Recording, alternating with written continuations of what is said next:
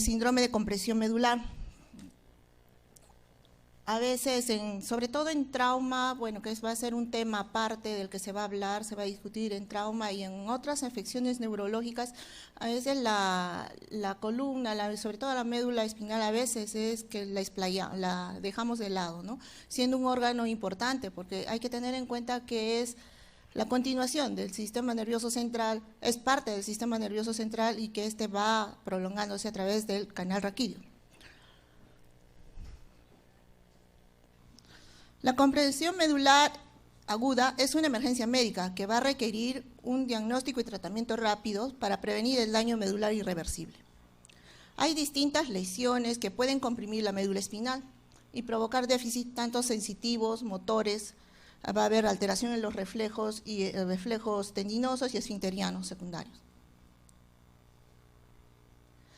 Como dijimos, la compresión medular va a ser causada con frecuencia por lesiones que se encuentran fuera de la médula espinal, no son no son propias de la médula espinal, son extra que por lesiones dentro de ella. La compresión puede ser aguda, subaguda o crónica.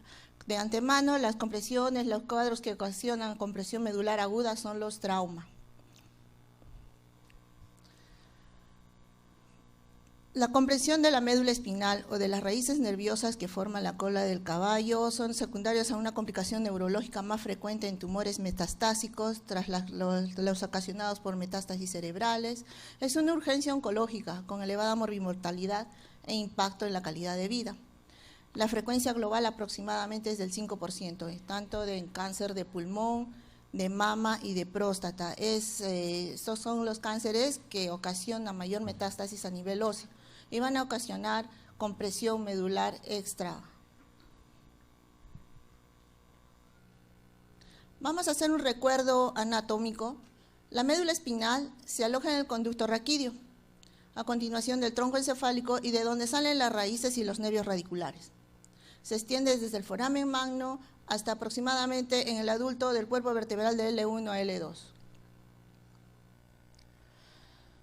La pía madre es la dura madre, es una de las membranas que es la que rodea directamente a la médula y se introduce en los surcos. Es la más íntima, ¿no? La más cercana a la médula. Sobre ella está la delgada capa aracnoidea. La dura madre es la capa meningia más externa y fibrosa, es la que protege, es la más externa, es la más fuerte. Entre la pía madre y la aracnoide se encuentra un espacio amplio llamado el espacio subaracnoideo, en el cual va a circular el líquido cefalorraquídeo. Entre la aracnoides y la dura madre se encuentra un espacio virtual, es llamado el espacio subdural. Es importante de este recuerdo anatomopatológico para determinar, según las lesiones que vayan comprimiendo a la médula, van a aparecer signos y pérdida de algunas funciones según cómo vaya avanzando la lesión. Acordémonos de que las lesiones que van a ocasionar esta compresión medular generalmente son extrínsecas a la médula. El patrón básico de la irrigación arterial de la médula espinal involucra 3 vasos que corren longitudinalmente a lo largo de ella. Una arteria espinal anterior, la cual nace de la unión de las 2 ramas de la arteria vertebral e irriga los 2/3 anteriores de la médula.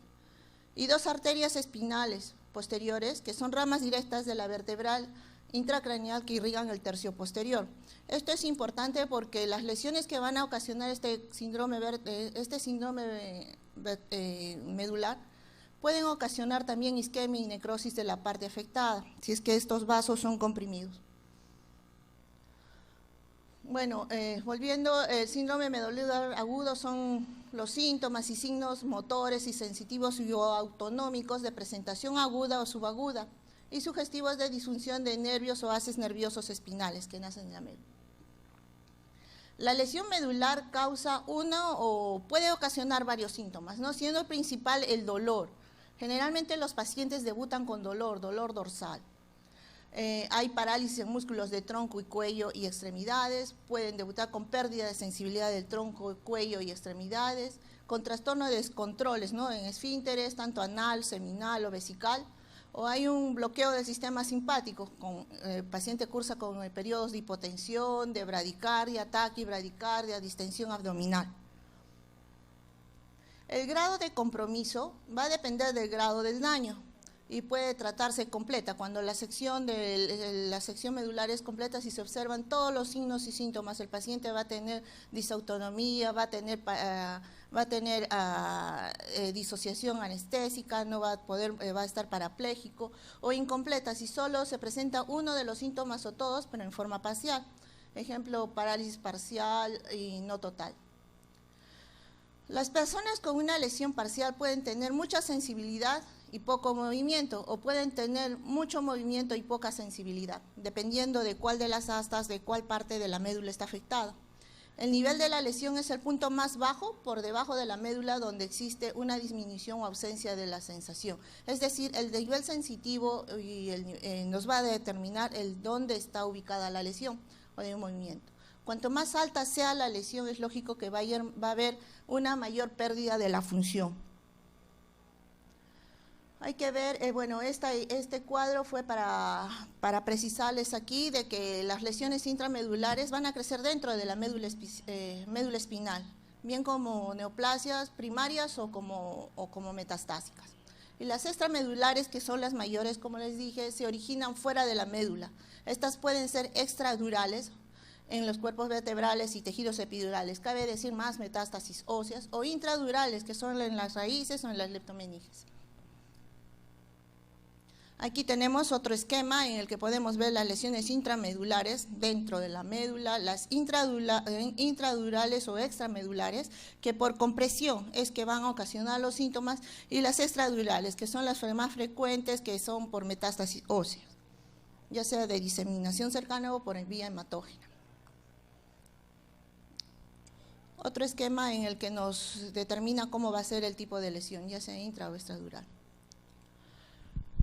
La afectación neurológica puede ser, primero por compresión directa o edema secundario del plexo venoso circundante. De ahí es importante determinar si es que hay alguna compresión de vasos, que ya dijimos, puede ocasionar edema y por consiguiente isquemia, por afectación de las arterias espinales anteriores que van a producir una desmielinización de la zona, ¿no? En la compresión medular aguda, que es la que mayor interesa a veces en trauma, ocasiones el traumatismo precisamente. Puede ser por un traumatismo, por ejemplo, una fractura por aplastamiento vertebral con desplazamiento de las fracciones de la fractura, ¿no? De los fragmentos de la fractura. Puede haber una herniación discal aguda, un tumor metastásico pero que ha fracturado, una fractura patológica, una lesión ósea o ligamentaria grave que produce un hematoma, lo cual podría ocasionar un hematoma, subluxación vertebral. En ocasiones se deben abscesos, pocas veces es debido a un hematoma epidural espontáneo. La compresión subaguda puede aparecer en días o semanas.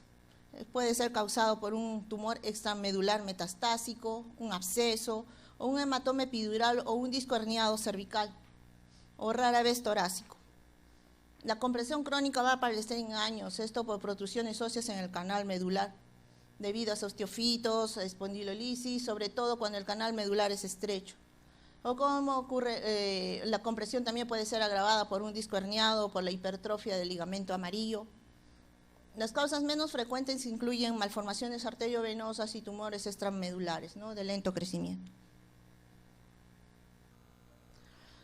Muchos síndromes clínicos existen típicos de las lesiones medulares. Cada uno de ellos va a tener una clínica característica que depende de la zona afectada y por tanto de las vías que se lesionan. Se pueden dividir en forma simplificada aquellos que afectan toda la médula en la cual el paciente va a estar parapléjico, cordonales o segmentarios.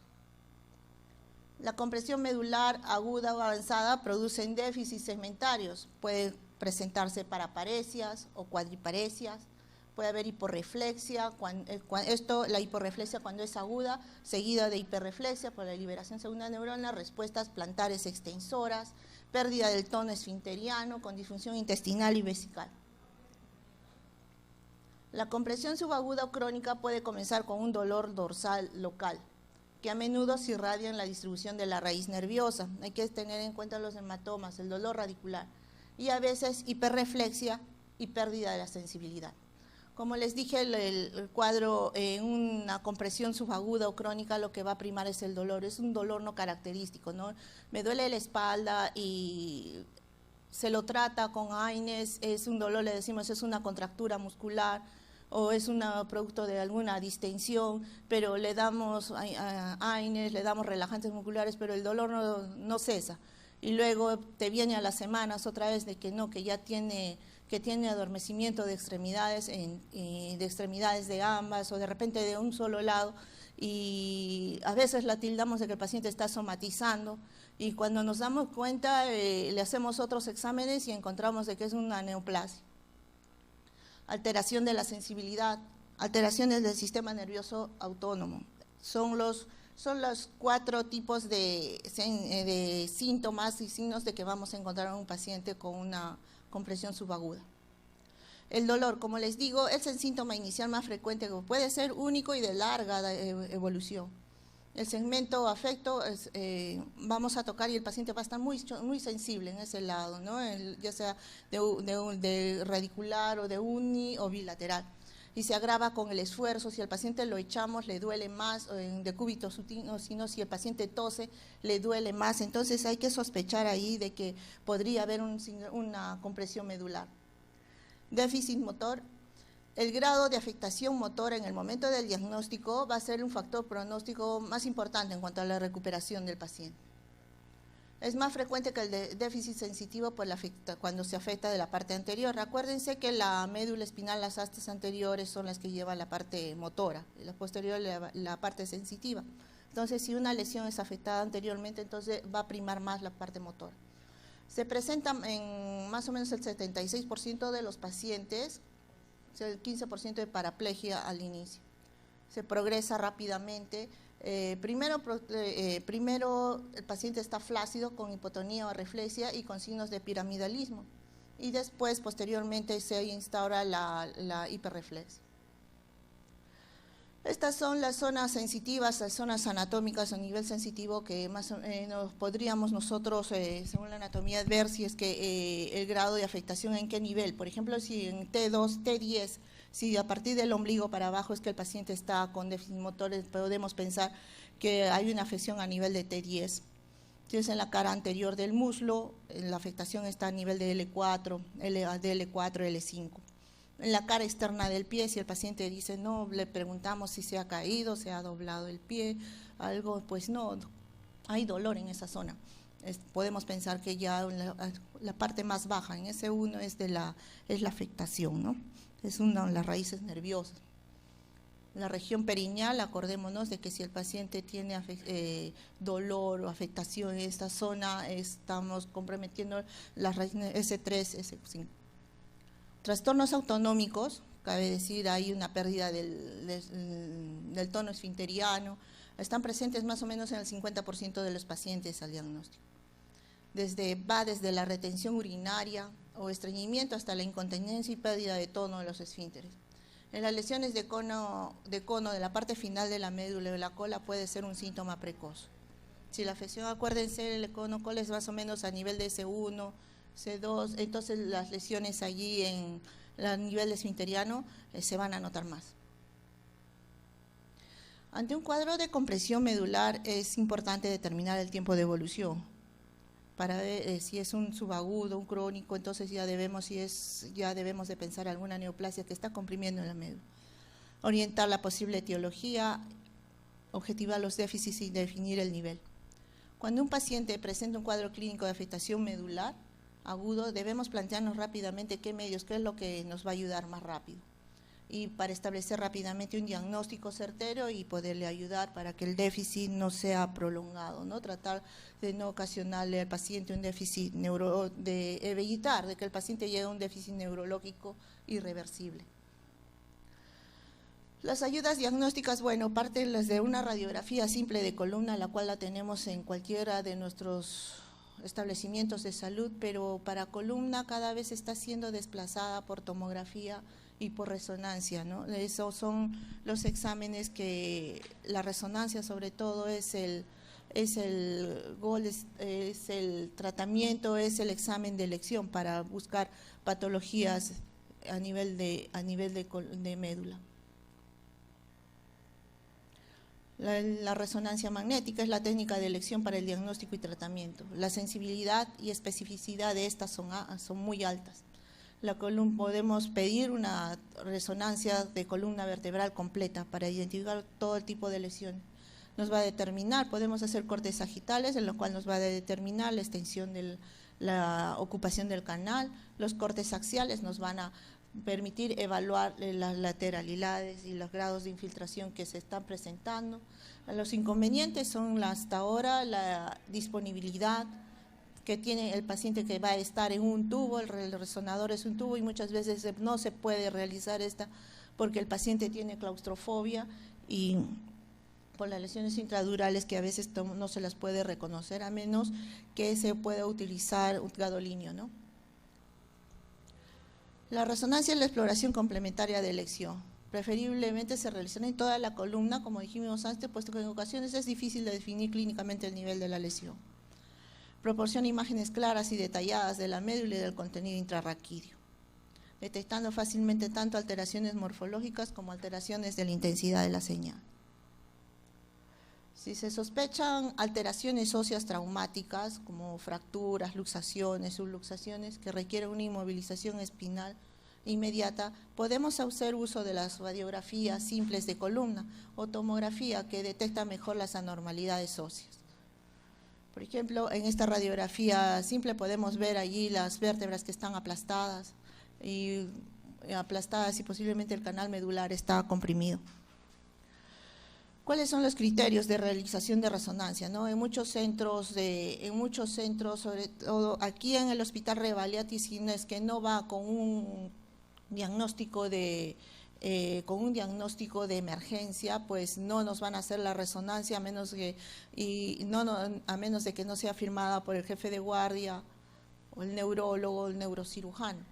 Puede ir también firmada por el asistente de emergencia siempre y cuando nosotros la sustentemos bien. En otros sitios, en la parte privada, si es que el dolor es crónico, pues van a pedir la carta de garantía y todo, y con eso va a demorar esta ayuda diagnóstica tan importante. De aquí hace 5 años, es que la resonancia era muy restringida, pero cada vez se está viendo en más establecimientos de que el alcance que se puede tener con esto. Si ponemos unos buenos criterios, si el paciente reúne criterios para realizar la resonancia, pues entonces no hay inconveniente, ¿no?, para realizárselo. Eso siempre y cuando estemos en un nivel 3 de centro de salud, no 2 y 3. La progresión aguda de la clínica, ¿no? Es importante. El paciente, si cada vez en menos de una semana el paciente se ha deteriorado en cuanto a la motilidad o a la sensibilidad, es un criterio mayor para que el paciente entre en resonancia. Condicionante terapéutico, cuando el resultado de la prueba determina el manejo terapéutico del paciente en las primeras horas, es decir, se le ha dado radioterapia y el paciente no progresa, el paciente tiene una neoplasia de fondo y no progresa, entonces hay que hacerle la resonancia para ver en qué nivel está la lesión medular. Actualmente en el ámbito de la emergencia, el papel de resonancia, como les digo, está tomando cada vez un papel preponderante. Las lesiones traumáticas, que va a ser tema especial de los TBM dentro del programa del curso, son la causa más frecuente de síndrome medular agudo y es común particularmente en gente joven. Es importante valorar los signos de inestabilidad de columna, la invasión del canal medular raquídeo y la lesión ligamentaria. La técnica de elección para evaluar la presencia y extensión de una fractura es la tomografía, ¿no? Para ver lesión ósea, lo ideal, la tomografía lleva un poco de ventaja. La resonancia es más indicada para valorar el complejo ligamentario posterior de la médula, el ligamento posterior y la médula espinal. Entonces, no olvidar la tomografía para ver si no hay fracturas, se ven mejor en la tomografía, y la resonancia para parte blanda, sobre todo el ligamento posterior. Paciente, por ejemplo, este es un caso, ¿no?, de una paciente que tras caída casual en el domicilio desde su propia altura, sin prodromos previos, presenta un traumatismo occipital, cae y se golpea la cabeza. A las 24 horas inicia un dolor cervical agudo, a las 48 va a emergencia con persistencia de dolor cervical. Dice objetiva paresia de extremidad superior izquierda y de extremidades inferiores. Como ven allí en los planos sagitales se observa una luxación bilateral inestable, ¿no? En C5 y C6, por mecanismo de trauma, por una flexión. El paciente cayó y hizo una flexión importante con compresión medular, ¿no? Allí adelante pueden ver ahí un hematoma.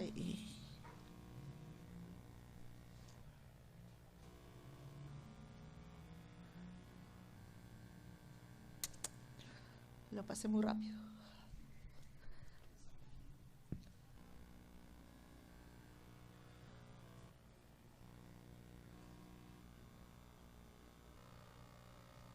Donde está la flecha, ahí es donde ustedes pueden ver, hay un hematoma, hay un pequeño hematomita, pero lo más resaltante aquí en esta resonancia es cómo está casi seccionada la médula, ¿no?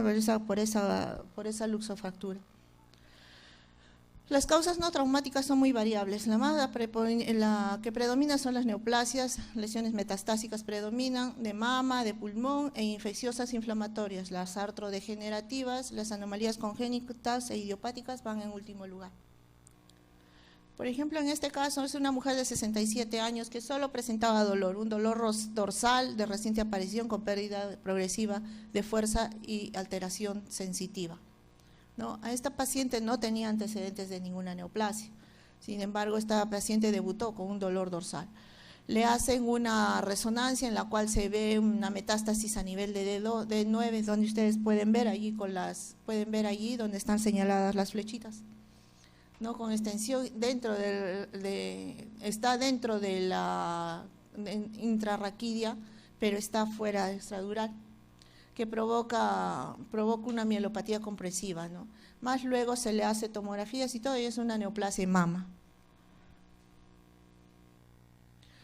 Varón de 71 años que debuta con un síndrome de disección medular, un síndrome de Brown-Séquard.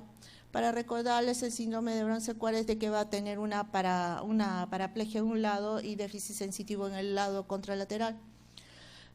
Con síndrome de Brown-Séquard y hallazgos de resonancia urgente de una lesión, va a tener este paciente una lesión, ¿no? Tiene hallazgos en resonancia de una lesión intradural extramedular que comprimía el cordón medular. Previamente orientada por hallazgos radiológicos como meningioma, resultó tras la sección con un análisis patológico de un tumor fibroso solitario. Aquí está la lesión. Si ustedes pueden verla, ahí con la flechita está lesionando todo el canal raquídeo. Podemos detectar hernias, una mujer de 30 años con paresia de extremidades superiores y dolor en nivel cervical. En la última semana ha exacerbado el dolor y no hay antecedentes de trauma.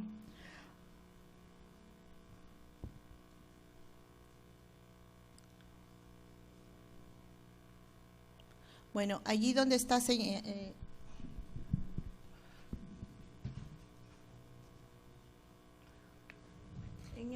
en esta zona es de donde ustedes pueden ver cómo está seccionando la médula, está comprimiendo allí, ¿no? Está comprimiendo allí la hernia. Es una hernia extruida. En esta es una mujer de 16 años que debuta con clínica de una paraplegia brusca. La resonancia se evidenció allí una lesión hemorrágica intramedular a nivel de C7 y D1, con extensión extensa a espacio subaracnoideo. El tratamiento allí fue quirúrgico.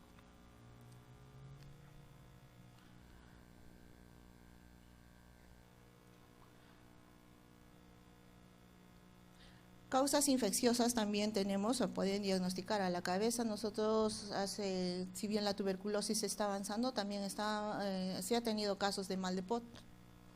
Tenemos a una gestante de 22 semanas que acude por cuadro de debilidad de extremidades inferiores. En la exploración, el nivel sensitivo a D7 para abajo había pérdida de la sensibilidad. Se le encontró con signos de primera neurona en extremidades inferiores y lo que se ve allí es una sección de médula. Sangrado espontáneo, paciente que ingresa con paraplegia establecida en forma aguda a nivel sensitivo D4.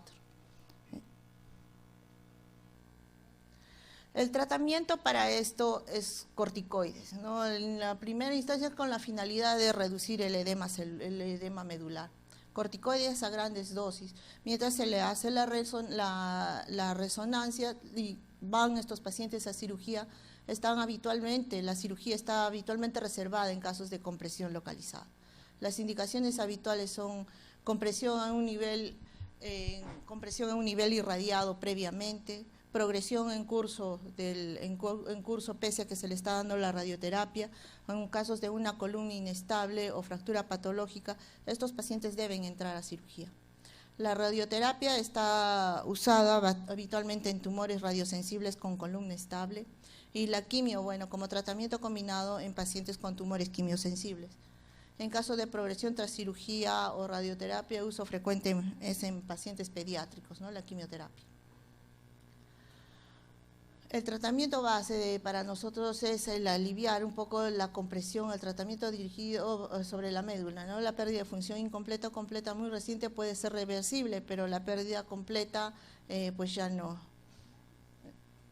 Si la compresión se debe a un tumor, se debe de administrar. Si es la compresión, el síndrome medular es agudo, se debe administrar hasta 100 miligramos de dexametasona seguidos de 25 miligramos cada 6 horas y por la cirugía, previos a la cirugía o la radioterapia.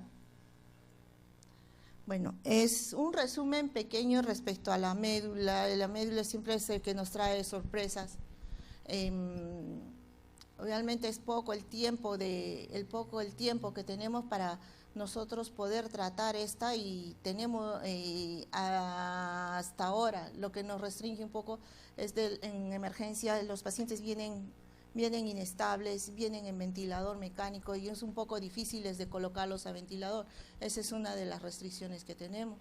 Mientras que lo enviemos a otro sitio donde tengamos ventilador, que no a un ventilador que sea factible utilizarlo en resonador, es que el tiempo pasa. Mientras tanto, nosotros podemos ir aliviando con el tratamiento médico, ¿no? A base de corticoides, bueno, y la inmovilización. ¿Preguntas? ¿Alguna pregunta para la doctora Marisol?